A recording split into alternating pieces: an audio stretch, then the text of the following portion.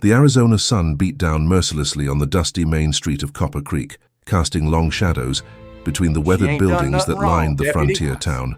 Jake Mitchell guided his tired horse toward the hitching post outside Murphy's saloon, his leather chaps creaking with each step. 3 weeks on the trail driving cattle had left him parched and eager for a cold beer and a hot meal. The town seemed quieter than usual for a Saturday afternoon.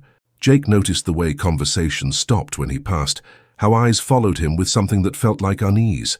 He'd been coming to Copper Creek for supplies for over 2 years now, ever since he'd started working the Henderson ranch, but today something felt different. "Afternoon, Jake," called out Doc Henley from across the street, his voice carrying a strange tension. "Heard you been out on the trail." "Just got back this morning," Jake replied, tipping his hat. Cattle made it to Tucson without much trouble. He paused, studying the doctor's worried expression. "Everything all right here, Doc?" Doc Henley glanced nervously toward the sheriff's office at the end of the street. "Oh, you know how it is. Town's been stirred up some. Deputy Watson's been handling things while Sheriff Coleman's been up in Phoenix on business." Jake followed the doctor's gaze to the squat adobe building that served as the jail. Deputy Watson was a man Jake had little respect for, quick to anger, quicker to judge, and with a particular hatred for the Apache that bordered on obsession. The kind of man who saw guilt before innocence and reached for his gun before his brain.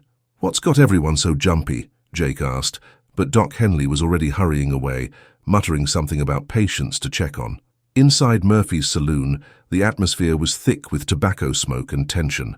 The usual crowd of ranchers, drifters, and townspeople sat in smaller groups than normal, their voices low and urgent. Jake ordered a beer from Murphy, a stout Irishman who'd always been straight with him. "You're looking mighty serious, Murphy," Jake said, laying a silver dollar on the bar. "What's eating at this town?" Murphy wiped down a glass with more force than necessary. "Apache girl got herself arrested 3 days ago. Deputy Watson caught her red-handed, or so he says. Got her locked up tight waiting for the circuit judge next week. What's she accused of? Stole Mrs. Henderson's jewelry, they say. Broke into the house while the family was at church." Murphy's voice dropped to a whisper. "But between you and me, Jake, something don't smell right about the whole thing. Girl couldn't be more than 15 and she was half-starved when they brought her in." Jake's blood began to simmer. The Henderson family he worked for were good people, but their jewelry was hardly worth the risk of hanging, which is what an Apache girl would face if convicted. "Anyone talk to her? Ask her side of it? You know Watson don't speak Apache, and she ain't saying much in English, just sits there quiet as a grave." Murphy leaned closer. "Word is, Watson's been rough with her, trying to get a confession." The beer turned bitter in Jake's mouth. He'd seen enough injustice during the war to recognize it when it was brewing. Where'd they find her? About 2 miles out of town near Willow Creek, but here's the strange part. She wasn't running toward the reservation.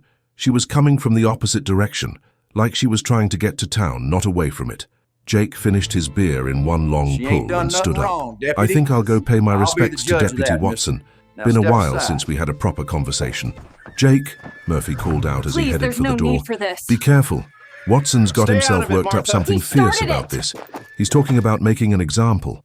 The afternoon heat hit Jake like a physical blow as he stepped back onto the street. His boots kicked up small clouds of dust as he walked toward the sheriff's office, his mind racing. He'd known plenty of Apache during his time in the territory, and while tensions ran high between the peoples, outright theft was uncommon.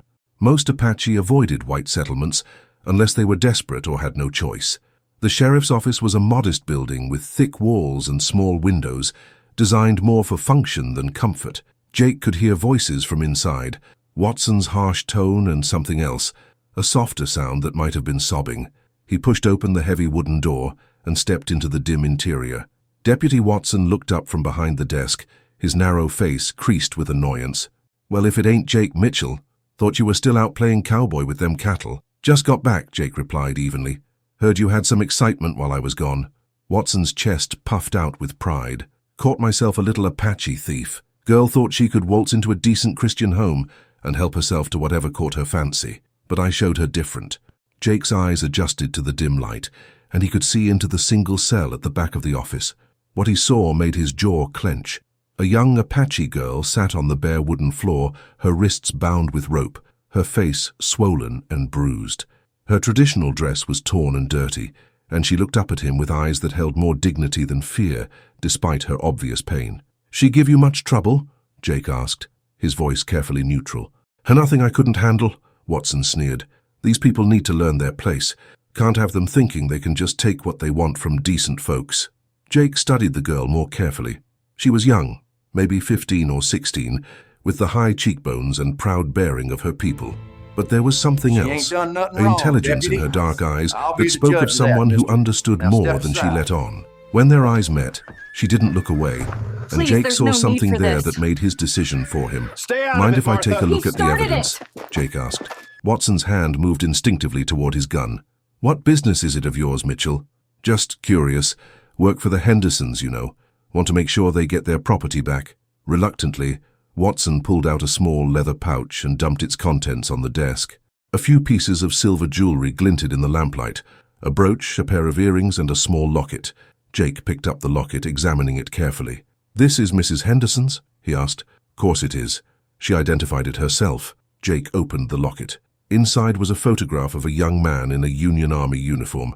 He'd seen that locket before, not around Mrs. Henderson's neck, but in the belongings of a soldier who'd died in his arms at Shiloh. The man's name had been Thomas Crawford, and he'd begged Jake to send it to his sister in Santa Fe.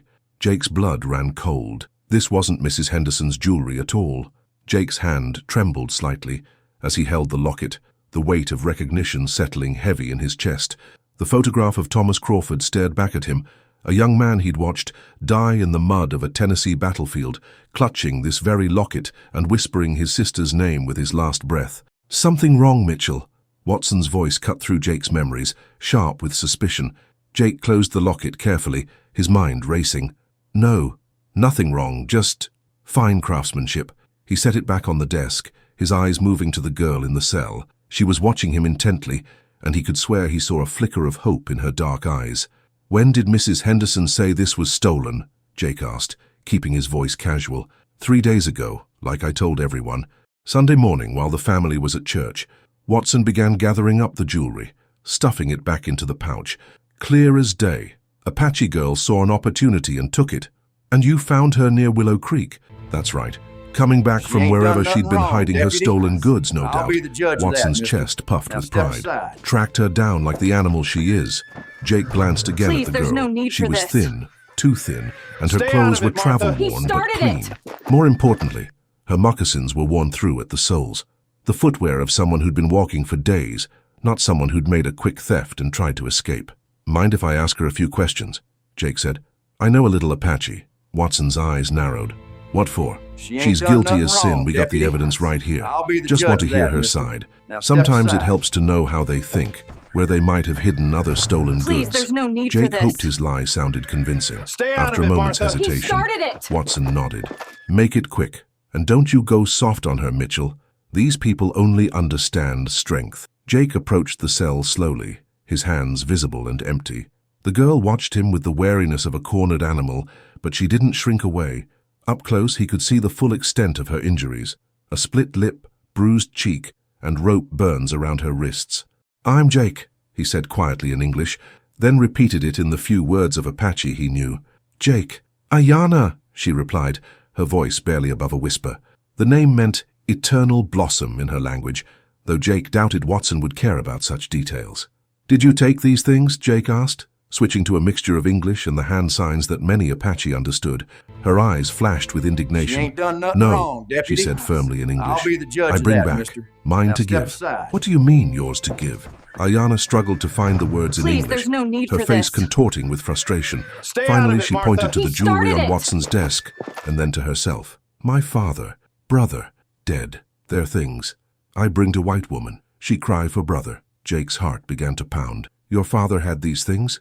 "Yes. He trade with soldier who die. Soldier say, sister in Santa Fe. But sister move here, to this place. I come to find her, give back brother's things." The pieces fell into place with sickening clarity. Thomas Crawford's sister had married and moved to Copper Creek, becoming Mrs. Henderson. The locket and jewelry weren't stolen. They were being returned by the daughter of the Apache warrior who'd traded with dying soldiers on the battlefield. "Watson," Jake called out, his voice tight with controlled anger. "I need to ask Mrs. Henderson something. When did she last see her brother's locket? What's that got to do with anything? Just humor me." Watson shrugged and walked to the door. "Mrs. Henderson," he called across the street, "could you step over here for a moment?" A few minutes later, a middle-aged woman in a blue dress hurried into the office, her face flushed with the heat. Sarah Henderson was a kind woman, but Jake could see the fear in her eyes as she looked at Ayanna. "Mrs. Henderson," Jake said gently, "that locket on the desk, when did you last see it?" "Why, I haven't seen it for years. It belonged to my brother Thomas. He died in the war, and I assumed it was lost with him." Her voice caught with emotion. "Where did you find it?" "This girl's father traded for it along with these other pieces. She's been traveling for days to return them to you." Sarah Henderson's face went pale. "Return them?" "But Deputy Watson said—" "Deputy Watson made a mistake," Jake said, his eyes never leaving Watson's face. "This girl isn't a thief. She's trying to honor her father's promise to a dying soldier." Watson's hand moved to his gun. "Now hold on there, Mitchell. You can't just— Can't what? Can't tell the truth?" Jake's voice rose. "This girl's been beaten and imprisoned for trying to do the right thing. Her father traded fair and square for these items, and she's walked who knows how many miles to return them to their rightful owner." Sarah Henderson stepped closer to the cell, her eyes wide with wonder and growing shame. You came all this way to bring me my brother's things?" Ayanna nodded, her dignity intact despite her circumstances. "He die with honor. Say sister name. My father. He trade, but spirit not rest. I bring to you." Tears began to stream down Sarah Henderson's face. "Oh, my dear child, what have we done to you?" Watson's face was turning red with rage. "Now see here, Mrs. Henderson. This savage could be lying. You can't trust—" "Shut up, Watson," Jake said, his patience finally snapping. "You've done enough damage." The deputy's gun was halfway out of its holster when Jake's hand clamped down on his wrist like a steel trap. "I wouldn't," Jake said quietly. "Not unless you want to explain to Sheriff Coleman why you shot an unarmed man for telling the truth." For a long moment, the two men stared at each other, the tension thick enough to cut with a knife. Finally, Watson's hand moved away from his gun, but his eyes burned with hatred. "You're making a big mistake, Mitchell," he snarled. "This town won't stand for Apache-loving troublemakers." "Then maybe this town needs to learn what justice really means," Jake replied. He turned to Sarah Henderson. "Ma'am, I think you need to decide whether you want to press charges against this girl or not." Sarah Henderson looked at Ayanna, then at the jewelry on the desk, then at her brother's locket. When she spoke, her voice was firm with conviction. "I want those ropes cut off her hands right now, and Deputy Watson, you owe this young woman an apology." "I'll be damned if I—" "You'll be damned if you don't," Jake interrupted. "Because I'm going to make sure everyone in this town knows what really happened here. How does that sound for your reputation?" Watson's face cycled through several shades of red and purple before he reached for his knife. "Fine. But this isn't over, Mitchell, not by a long shot." As Watson cut the ropes from Ayanna's wrists, Jake could see the raw wounds underneath. The girl didn't cry out, but he could see the pain in her eyes. She rubbed her wrists gingerly, never taking her gaze off Watson. "What's your father's name?" Jake asked her gently. "Nalnish," she replied. "He wore chief. He died 2 moons ago. Sickness in chest." "I'm sorry for your loss," Jake said, and meant it. "And I'm sorry for how you've been treated here." Sarah Henderson approached the cell with trembling hands. "Please, I need to make this right somehow." But as she reached for the cell door, Watson stepped in front of her. "She's still under arrest until I say otherwise, and I don't say otherwise." Jake's jaw clenched. "On what charges?" "Vagrancy, trespassing, being Apache in a white town." Watson's smile was ugly. "Plenty of reasons to keep her locked up." Jake looked at Ayanna, then at Sarah Henderson, then at the smirking deputy. A decision crystallized in his mind, cold and clear as mountain water. He walked to the desk and picked up his rifle from where he'd leaned it against the wall. "What are you doing, Mitchell?" Watson demanded. Jake didn't answer. Instead, he walked to the door and hung his rifle on the wooden peg beside the deputy's badge. Then he turned back to face Watson, his hands empty but his eyes hard as flint. "I'm evening the odds," he said quietly. The silence in the sheriff's office stretched like a taut wire, broken only by the steady tick of the wall clock and the sound of Watson's heavy breathing. Jake stood before the deputy, unarmed but resolute, while Ayanna watched from her cell with growing understanding of what was about to unfold. "You've lost your mind, Mitchell," Watson said, his hand hovering near his gun. "Step away from that door." "Can't do that," Jake replied calmly. "That girl's done nothing wrong and you know it. She's going to walk out of here with Mrs. Henderson, and that's the end of it." Watson's laugh was harsh and bitter. "Over my dead body." I'm the law in this town while Coleman's away, and I say she stays locked up until the judge decides her fate. The judge who's already made up his mind before he even sees her? Wrong, Deputy. Jake took a step closer. I'll be the judge The same of that, judge mister. who sentenced Now that step Apache aside. boy to hang last year for stealing a horse he was returning. Sarah Please, Henderson there's no gasped. need for this. That boy was innocent too. Stay As out of it, innocent as they Martha. come, He started it. Jake said, never taking his eyes off Watson. But Watson here made sure the truth never came out. Didn't you, Deputy? Watson's face flushed red. That boy was a horse thief, just like this girl's a jewelry thief. You can't trust any of them. The only one I don't trust in this room is you, Jake said quietly. She ain't done Now nothing get those wrong, keys Deputy. and unlock that cell. I'll be And the if I judge don't, of that, mister. Jake's smile Now was step cold. aside. Then you'll have to shoot me in the back because I'm not leaving without her. For a Please, moment, there's no need for Watson's this. hand twitched toward his gun. Stay out But of it, something in Martha. Jake's started eyes, it. some quality of absolute determination made him hesitate. The deputy had seen that look before in men who decided they had nothing left to lose. You're throwing your life away for a savage, Watson snarled. When word gets out that you helped her escape, you'll be lucky if they don't string you up alongside her. Maybe, Jake said, but I'll sleep better knowing I did what was right. Ayanna spoke up from her cell, her voice stronger now. Jake Mitchell. You risk much for one you do not know. Why? Jake turned to look at her. This young woman who'd walked countless miles to honor her father's promise to a dying soldier. Because someone needs to stand up for what's right. And because your father was an honorable man who kept his word to my friend. Your friend? Sarah Henderson asked, confusion clear in her She ain't voice. done nothing Thomas wrong, Crawford. Deputy. I was with I'll be him when the he judge died of at that, Shiloh. mister. Now He step traded those aside. things to Ayanna's father for water and medicine for our wounded. Please, Made me there's no promise to need for find his this. sister if I ever made it back Stay home. out of it, Martha. Jake's He voice grew started it. quiet. I never did find you, Mrs. Henderson, but your brother's spirit found a way to keep his promise through this girl's family. Tears flowed freely down Sarah Henderson's face. Oh, Thomas, even in death you were looking out for me. Watson spat on the floor. Pretty words don't change the law, Mitchell. That girl's staying right where she is. No, Jake said firmly. She's not. He turned to the cell and examined the lock. It was old but sturdy, designed to keep determined prisoners inside. But Jake had learned a few things during his years drifting before settling at the Henderson Ranch. He pulled out his knife and began working at the lock mechanism. What the hell do you think you're doing? Watson demanded, his hand now firmly on his gun grip. What should have been done 3 days ago, Jake replied, not looking up from his work. Setting an innocent person free. Touch that lock and I'll shoot you where you stand. Jake paused in his work and looked over his shoulder. Then you better make it a good shot because I'm not stopping. The click of the lock opening seemed to echo through the small office like a gunshot. Watson's gun was fully drawn now, pointing directly at Jake's back. I warned you, Mitchell. Yes, you did. Jake swung the cell door open and stepped aside. Come on, Ayanna, time to go. The young Apache woman stood slowly, her legs stiff from days of confinement.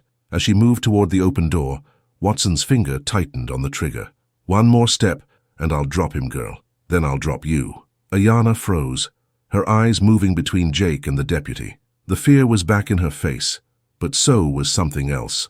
A fierce protectiveness that reminded Jake of a mother wolf defending her cubs. Don't stop on my account, Jake said quietly. Some things are worth dying for. Jake, no, Sarah Henderson cried out.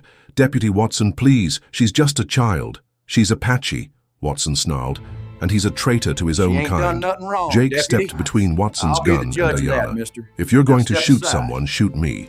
But you'll have to explain to Sheriff Coleman why you Please, there's killed no an need for unarmed this. man in cold blood. I'll tell Stay him out you of were it, helping a Martha. prisoner started escape, it. which is exactly what you're doing. And I'll tell him you framed an innocent girl because you're too proud to admit you made a mistake. Jake's voice carried the weight of absolute conviction. Which story do you think he'll believe? For a long moment, the standoff continued. Watson's gun trembled slightly in his grip, sweat beading on his forehead despite the cool interior of the office. Finally, he spoke through gritted teeth. You have no idea what you're starting here, Mitchell. This town won't stand for Apache sympathizers. Then maybe it's time this town learned what justice really looks like, Jake replied. Now put the gun down before someone gets hurt. The only one getting hurt is you, Watson said, but his voice lacked the conviction it had held moments before. You're finished in this territory. Nobody will hire you, nobody will trade with you. You'll be lucky if you don't end up in prison yourself. Jake shrugged. I've been worse places. The sound of footsteps on the wooden sidewalk outside caught everyone's attention. Through the window, Jake could see a small crowd gathering, drawn by the raised voices and tension. Word was spreading quickly through the town, as it always did when trouble was brewing. "You hear that?" Watson said, his confidence returning. "That's the sound of decent folks getting ready to take back their town from Apache lovers and the savages they protect." But as Jake looked more carefully at the faces outside, he saw something that gave him hope. Doc Henley was there, along with Murphy from the saloon. Even old Peterson, the town's blacksmith, had joined the crowd. These weren't angry vigilantes. They were concerned citizens who'd heard conflicting stories and wanted to know the truth. "Mrs. Henderson," Jake said, never taking his eyes off Watson, "I think it's time you told those people outside what really happened here." Sarah Henderson straightened her shoulders and walked to the door. "Yes," she said firmly. "Yes, I believe it is." As she opened the door, the crowd's attention focused on her. Jake could hear her voice carrying across the street as she began to tell the true story of Ayana's journey and Watson's mistake. The deputy's face grew paler with each word. "You can still make this right," Jake said quietly. "Admit your error, apologize to the girl, and we'll call it even." Watson's laugh was bitter. "You think I'm going to grovel to a savage? I think you're going to do what's right or face the consequences of what's wrong." Outside, the crowd was growing larger, and Jake could hear the murmur of voices shifting from confusion to anger. But the anger was directed at Watson, not at Ayana. The truth had a way of spreading as quickly as lies, and it was clear which version the townspeople were choosing to believe. "Last chance, Watson," Jake said. "Make this right, or I'll make sure everyone knows exactly what kind of man you really are." Watson's gun hand was shaking now, and Jake could see the moment when the deputy realized he'd lost. The weapon slowly lowered, and Watson's shoulders sagged in defeat. "This isn't over," he said quietly. "Not by a long shot." "No," Jake agreed. "It's just beginning." He turned to Ayana, who stood in the doorway of her cell, like a bird poised for flight. "Ready to go home?" She nodded, her dark eyes bright with unshed tears. "Ready." As they walked toward the office door, Jake could hear the voices of the crowd outside, supportive now, welcoming. But he also knew that not everyone in Copper Creek would be happy with what had happened here today. Some would see it as a victory for justice, others as a betrayal of their own people. The real test was yet to come. The afternoon sun cast long shadows across the dusty street as Jake and Ayana emerged from the sheriff's office. The crowd that had gathered was larger now, perhaps 30 people, their faces a mixture of curiosity, sympathy, and in some cases, barely concealed hostility. Jake could feel the weight of their stares, measuring him, judging him, deciding where they stood on what had just transpired. Sarah Henderson stood at the front of the crowd, her voice carrying clearly as she continued to tell Ayana's story. "This brave young woman walked for days to return my brother's belongings to me. She wasn't stealing. She was honoring a promise her father made to a dying soldier." "Please, there's "That's no all well need and for good," this," called out Marcus Webb, the town's banker. He "But she's still started it. Apache. How do we know this isn't some trick?" Doc Henley stepped forward, his medical bag in hand. "Marcus, look at her. Look at what's been done to her. Does this look like someone who was planning to deceive us?" Indeed, Ayana's injuries were stark evidence of her treatment. Her wrists were raw and bloody from the ropes. Her face bore the marks of Watson's interrogation, and her thin frame spoke of days without proper food. "Please, there's no She need stood for straight this." despite her pain, her dignity intact. He But started Jake could it. see the exhaustion in her eyes. "She needs medical attention," Jake said, his voice carrying across the crowd. "And food, and a safe place to rest." "She can stay with us," Sarah Henderson said immediately. "It's the least I can do after what she's been through." But before anyone could respond, Watson emerged from the office, his face twisted with rage. "Don't you people understand what's happening here? This is how it starts. First we make excuses for one Apache, then another, and before you know it, they'll be thinking they can walk into our town any time they please. Maybe they should be able to," said a voice from the crowd. It was Murphy, the Irish saloon keeper. "If they come in peace like this girl did." "Peace?" Watson's laugh was harsh. "You think Apache know anything about peace? They're savages, every last one of them. Give them an inch and they'll take everything we've built here." Jake stepped forward, placing himself between Watson and Ayana. "That's enough. The girl's been through enough without listening to your poison." "My poison?" Watson's hand moved instinctively toward his gun. "You're the one who's poisoned, Mitchell. Poisoned by Apache lies and—" "Deputy Watson." The voice cut through the tension like a blade. Everyone turned to see Sheriff Coleman riding up the street, his horse lathered with sweat from hard travel. The sheriff was a tall, lean man with steel-gray hair and eyes that missed nothing. He'd been the law in Copper Creek for 15 years, and his reputation for fairness was what had kept the town from descending into the kind of vigilante justice that plagued other frontier settlements. "Sheriff," Watson said, his voice suddenly uncertain, "I wasn't expecting you back so soon." "I'm sure you weren't," Coleman replied, dismounting and tying his horse to the hitching post. His gaze moved from Watson to Ayanna to Jake, taking in the scene with practiced efficiency. "Would someone care to explain why there's a crowd gathered outside my office, and why this young woman looks like she's been through a war?" The story came out in pieces. Sarah Henderson's measured account, Murphy's corroborating testimony, Doc Henley's medical observations, and Watson's increasingly desperate attempts to justify his actions. Through it all, Ayanna stood quietly beside Jake, her eyes never leaving the sheriff's face. When the accounts were finished, Coleman was quiet for a long moment. Finally, he turned to Ayanna. "Miss, do you speak English?" "Yes, sir," she replied, her voice steady despite her obvious nervousness. "I want to hear your side of this story, in your own words." Ayanna took a deep breath, and when she spoke, her English was careful but clear. "My father, Nalnish, was war chief, but he believed in honor, in keeping promises. When soldiers came to our land, some died. My father, he trade water and medicine for things they carry. One soldier, he very sick, show picture of sister. Say her name, Sarah. Say she live in Santa Fe. Deputy. He die, but my father keep promise. He say spirit not rest until sister get brother's things back." She paused, Please, gathering no her need strength. for this. "When my father die sickness in Stay chest, out he of it, tell me Martha. about He promise. started it. Say I must find sister, give back brother's things. I ask other Apache. They say sister moved to this place, Copper Creek. So I walk many days to come here. I not steal, I bring back." "But you were found outside of town," Coleman said. "Why didn't you come directly to the sheriff's office?" I was afraid," Ayanna admitted. "Many Apache not welcome in white towns. I wait, watch, try to learn where sister live. But I get hungry, weak. When I see church, I think maybe I find her there. But deputy, he see me near house, think I steal. He not listen when I try to tell truth." Coleman's face was grim as he turned to Watson. "Is this how you questioned her, by beating her?" "She was resisting arrest," Watson said defensively. "I had to use necessary force to—" "Necessary force?" Coleman's voice rose. "She's a 15-year-old girl, Watson. What threat could she possibly pose that required you to beat her bloody? You weren't here, Sheriff. You didn't see how she—" "I see how she is now," Coleman interrupted. "And I see how you've handled this situation. Doc, check her injuries. I want a full report."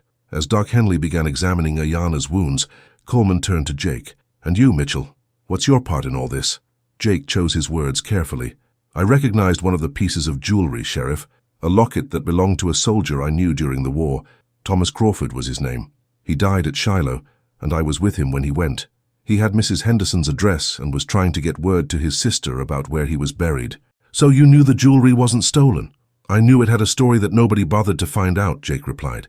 "And I knew that girl was telling the truth." Coleman nodded slowly. "So you took it upon yourself to free her?" "I took it upon myself to prevent a grave injustice," Jake corrected.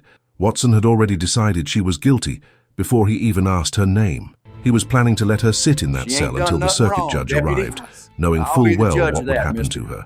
"And what do you think would have happened?" Jake met the sheriff's eyes steadily. "The same thing that happened to that Apache boy last year. Guilty Stay verdict, out of it, Martha. no He matter what the started truth it. was." A murmur ran through the crowd. The case Jake referred to was still fresh in everyone's memory. A young Apache accused of horse theft who'd been hanged despite questionable evidence. Many in the town had harbored doubts about that verdict, but no one had spoken up at the time. "Sheriff," Sarah Henderson said, stepping forward, "I want to press charges." Watson's face went pale. "Mrs. Henderson, you can't be serious. I was just—" "Not against you," Sarah said firmly. "Against Deputy Watson, for assault, for false imprisonment, and for conduct unbecoming an officer of the law." The crowd stirred, voices rising in surprise and approval. Watson's hand moved toward his gun, but Coleman's sharp command stopped him. "Don't even think about it, Watson. Badge and gun. Now." "You can't do this to me," Watson protested. "I was doing my job. I was protecting this town from a 15-year-old girl returning stolen property to its rightful owner." Coleman's voice was ice cold. "Badge and gun, Watson. You're suspended pending a full investigation." With shaking hands, Watson unpinned his badge and handed over his weapon. His face was a mask of rage and humiliation, but Jake could see something else there. a dangerous glint that suggested this wasn't over. "This is a mistake, Coleman," Watson said quietly. "You're letting them win. First her, then more of them. They'll keep coming until they've taken everything from us." "The only thing being taken here is your authority to abuse it," Coleman replied. "Get out of my sight before I decide to throw you in that cell you were so eager to keep her in." As Watson pushed through the crowd, his shoulder deliberately bumping into Jake, he leaned in close enough to whisper, "Watch your back, Mitchell. This town's got a long memory, and I've got friends who won't forget what you've done here today." Jake watched him go, knowing that the deputy's words weren't an idle threat. He'd made an enemy today, and in a place like Copper Creek, that could be a dangerous thing. Doc Henley finished his examination and turned to the sheriff. "She's dehydrated, malnourished, and has been badly beaten. Stay out of it, Martha. She needs rest, food, and medical attention, but she'll recover." "Mrs. Henderson," Coleman said, "are you still willing to take her in?" "Of course. It's the least I can do." As the crowd began to disperse, Coleman pulled Jake aside. "You did the right thing today, Mitchell, but you've also made yourself a target. Watson's got friends in this town, and they're not going to forget this." "I know," Jake replied, "but I couldn't stand by and watch an innocent girl be railroaded because of one man's hatred. Just be careful and keep an eye on the girl. I have a feeling Watson's not done with either of you." Jake nodded, but his attention was focused on Ayanna, who was now walking slowly toward the Henderson house, supported by Sarah Henderson's gentle arm. The immediate crisis was over, but Jake had the feeling that the real test was just beginning. 3 days had passed since Ayanna's release, and Copper Creek seemed to have settled into an uneasy calm. The young Apache woman was recovering well under Sarah Henderson's care, her physical wounds healing faster than the emotional ones.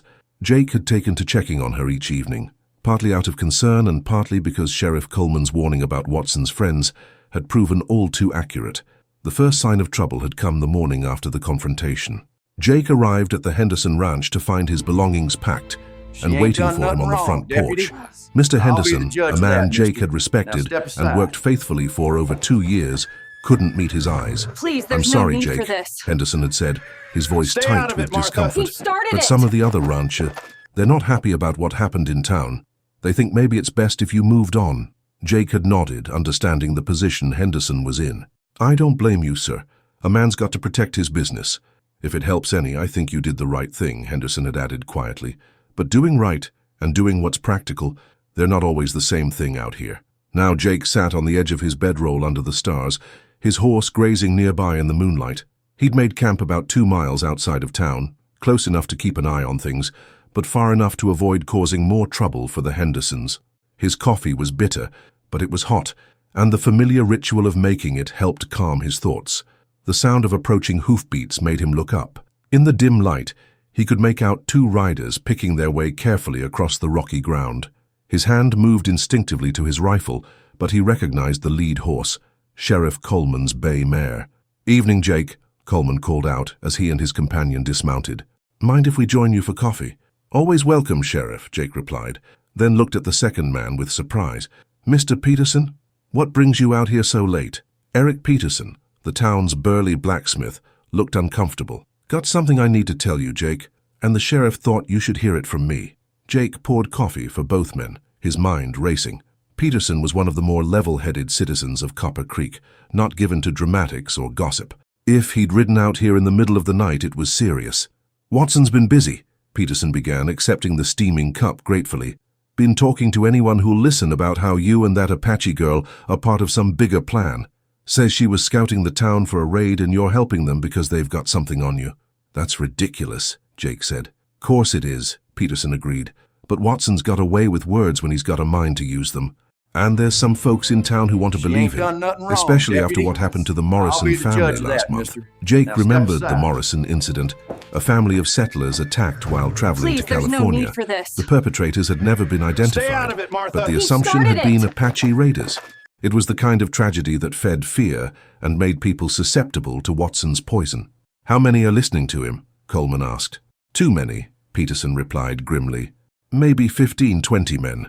They're calling themselves a citizens committee, saying they're going to protect the town from Apache sympathizers and traitors." Jake set down his coffee cup, the bitter taste suddenly more pronounced. "What are they planning?" Peterson exchanged a look with Coleman before answering. "They want the girl gone. Way they see it, as long as she's here, she's a threat. And as long as you're here defending her, You're a threat too. They can't just run her out, Jake said. She's done nothing wrong. Since when has that mattered to a mob? Coleman said quietly. Jake, I'm telling you this as a friend. You need to get that girl back to her people before this gets any worse. She's not strong enough for that kind of journey yet. Doc Henley said she needs at least another week to recover fully. She might not have a week, Peterson said. Watson's got them all worked up, talking about how the Apache will see this as a sign of weakness. Says they'll keep sending scouts, testing our defenses. Jake stared into the fire, watching the flames dance against the darkness. He'd known this moment would come, had felt it building like pressure before a storm. The question was what to do about it. There's something else, Coleman said reluctantly. Mrs. Henderson came to see me this afternoon. She's scared, Jake. Not of Ayanna, but of what might happen to her family if she keeps harboring an Apache. Her husband's already lost one ranch hand because of the controversy. If it gets worse, Jake understood. Sarah Henderson had shown remarkable courage in standing up for Ayanna, but she had her own family to think about. If the mob turned on them, they could lose everything they'd worked for. So what you're telling me is that I need to get Ayanna out of town before Watson's friends decide to take matters into their own hands. Deputy. That's about the size of it, Coleman confirmed. And Jake, when you go, you need to keep going. I can't protect you if you stay in the territory. Watson's spreading his story to other towns, other sheriffs. Even if they don't believe him, the doubt will be there. The weight of the situation settled on Jake's shoulders like a heavy pack. He'd known there would be consequences for his actions, but he'd hoped that the truth would be enough to see them through. Now he was learning the hard lesson that truth didn't always triumph over fear and prejudice. When? He asked. Tomorrow night, Peterson said. Watson's planning to call a town meeting, get everyone stirred up. After that, well, I don't think even the sheriff will be able to control what happens. Jake nodded slowly. I'll need supplies, and I'll need to figure out the safest route to the reservation. I can help with supplies, Peterson offered. Got a pack mule you can borrow and enough food for a week's travel. As for the route, he looked at Coleman. The northern pass through Devil's Canyon, the sheriff said. It's longer, but it avoids the main roads where Watson's friends might be watching. If you leave before dawn, you should be able to reach the foothills before anyone knows you're gone. What about Ayanna? Is she strong enough for that kind of journey? Coleman's expression was grim. She'll have to be, because if she stays here much longer, she might not live to make any journey at all. The three men sat in silence for a moment, each lost in his own thoughts. Finally, Jake spoke up. I'll need to talk to her first, explain what's happening. She deserves to know why we have to run. I'll arrange it, Coleman said. Can you be at the Henderson place around midnight? That's when their farmhand usually makes his rounds, and it'll give you some cover. Jake nodded, then looked at Peterson. Eric, I want you to know I appreciate you coming out here. Not many men would risk Watson's anger to warn someone. Peterson shrugged his massive shoulders. My pa came to this country from Norway because he believed in doing what was right, not what was popular. Figure I owe it to him to follow that example. After the two men left, Jake sat by his dying fire and tried to plan for what lay ahead. The journey to the Apache reservation would be dangerous under the best of circumstances, crossing desert and mountain terrain with limited supplies and the constant threat of pursuit. Please, there's but no with need for Ayanna this. still recovering from her injuries and Watson's mob He potentially started it. on their trail, it would be even more perilous. Still, what choice did he have? He'd made his decision 3 days ago when he hung his rifle by the deputy's door and walked into that cell. Now he had to live with the consequences, whatever they might be. As midnight approached, Jake saddled his horse and rode toward the Henderson ranch. The house was dark except for a single lamp burning in the kitchen window, the signal Coleman had Please, arranged. there's no need Jake for tied this. his horse to a tree 100 yards from the house and He approached on started foot, his boots making almost no sound on the packed earth. Sarah Henderson met him at the back door, her face drawn with worry and exhaustion. She's waiting for you in the kitchen, she whispered. Doc Henley said she's strong enough to travel, but Jake, are you sure this is the only way? I'm sure, Jake replied quietly. I wish it wasn't, but Watson's not going to stop until he gets his revenge. And next time I might not be able to protect her. Ayanna was sitting at the kitchen table, dressed in traveling clothes that Sarah had provided. Her injuries had healed considerably, but Jake could still see the strain in her face. She looked up when he entered, and he saw that she already understood what he'd come to tell her. We must go, she said simply. I know. Ayanna, I'm sorry. I hoped things would be different. She shook her head. You give me life when others would take it. You honor my father's memory and my people's way. This is enough. There's no need for It shouldn't this. have to be, Jake said, Stay his out of voice it, tight Martha. with He frustration. started it. You shouldn't have to run because you tried to do the right thing. In my world, Jake Mitchell, right thing, not always safe thing, but still right. She stood up, moving carefully but steadily. I ready to go home. Sarah Henderson pressed a cloth bundle into Ayana's hands. Some food for the journey. And this, she held out the locket that had started it all. I want you to have it, to remember that there are good people in both our worlds. Ayana accepted the locket with trembling hands. I remember always. Your brother, he die with honor. You live with honor too. As they prepared to leave, Jake couldn't shake the feeling that he was somehow failing, that there should have been another way, a better solution that didn't require them to flee into the wilderness like outlaws. But as he looked at Ayana's face, saw the quiet dignity with which she accepted this new hardship, he realized that maybe success wasn't measured by avoiding consequences, but by being willing to face them for the right reasons. Ready? He asked. She nodded, and together they stepped out into the darkness, beginning a journey that would test them both in ways they couldn't yet imagine. Behind them, Copper Creek slept uneasily, already beginning to fracture along the lines that Watson's hatred had drawn, and ahead of them lay the vast wilderness of the Arizona Territory, where the only law was survival, and the only judge was the unforgiving desert itself. But as they rode away from the lights of the town, Jake felt something he hadn't expected, a sense of peace.